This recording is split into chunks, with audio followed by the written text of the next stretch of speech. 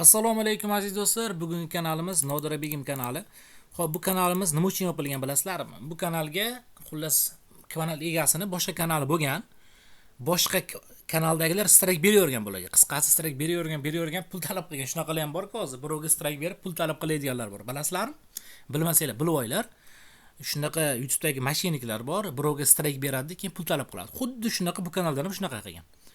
Egasiga tinmay strike beravergan, pul talab qilavergan, keyin egasini jahli chiqqanda mana shu Nodira Begim kanalidan o'ziga qarab strike dangillatgan. Keyin natijada nima bo'lgan? Strike deb bitta qoida bor do'stlar. Yaxshilab eshitib olinglar. Strike berishda bitta qoida bor. Yo strike bergan kanalingiz yopilib ketadi, yoki o'zingizning kanalingiz yopilib ketadi. Shunaqa qoida bor. Takror aytaman. Strike bersangiz, misol uchun kimgadir strike bersangiz, yo uni kanali yopilib ketadi, yo sizning kanalingiz yopilib ketadi. Shunaqa qoida bor. Yo san yop, yo san yopadi deyishadi. Shuning uchun hech kimga strike berish kerak emas. Mana bu kanal ham jahli chiqib strike bergan.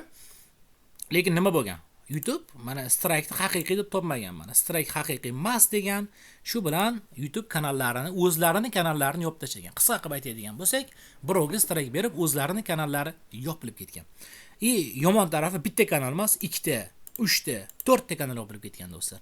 Ko'ryapsizlar? Bitta strike berib, birovga 4 ta kanallari yopilib ketgan. Men o'ylashim bo'yicha shundan ketgan qolganlari ham. Xo'p, kecha qurun men ishni o'rganib chiqdim. SMSlar kelgan edi, uje вообще iloji yo'q, kanalingiz bo'ldi, uxladi, tinchidi degan SMS keldi, lekin kecha apellyatsiya berdik. Mana ertalab 6:32 da rahmat sizga deb kanalingiz tiklanganligi deb SMS keldi do'stlar. Qisqasi kanalda tiklab berdik. Mana kecha apellyatsiya bergan edik. Bugun kanalimiz tiklandi mana. Shortuz Jaydari kanali do'stlar, shunaqa. Xo'p, birov shuncha sizga strike bersa, bizga aloqaga chiqing. Biz qonuniy tarzda qo'pol aytganda biz uni mazasini qo'yiramiz. Birovga strike bermang. Sizga kimdir strike beryapti, bizga aloqaga chiqing. Qonuniy ravishda sudga chaqirib beraman sizga. Razbor qilasiz dedi-ku, shunaqa. Shunaqa yo'llari bor do'stlar. Kimdir sizga strike beradigan bo'lsa, unga qaytarib strike bermang. Prosta bizga aloqaga chiqing, men sizga qonuniy ravishda, men kerak bo'lsa sudga chaqirib beraman sizga. Yoki mana shunaqa kanaldan tiklab beramiz.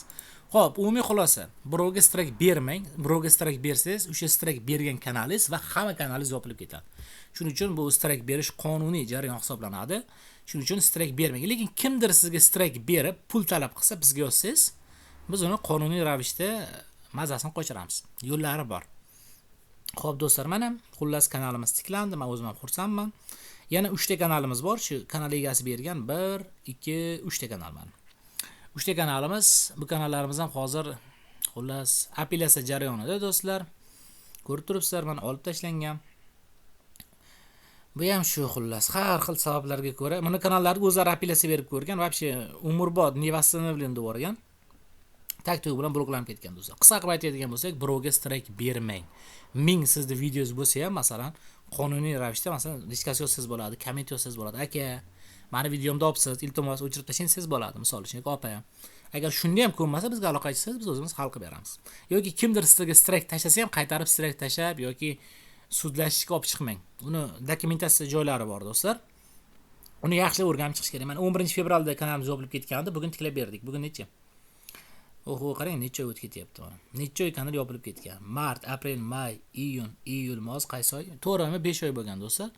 Mana yaxshi kanalimizni tiklab oldik. Xizmat haqiga 500 ming so'm oldik.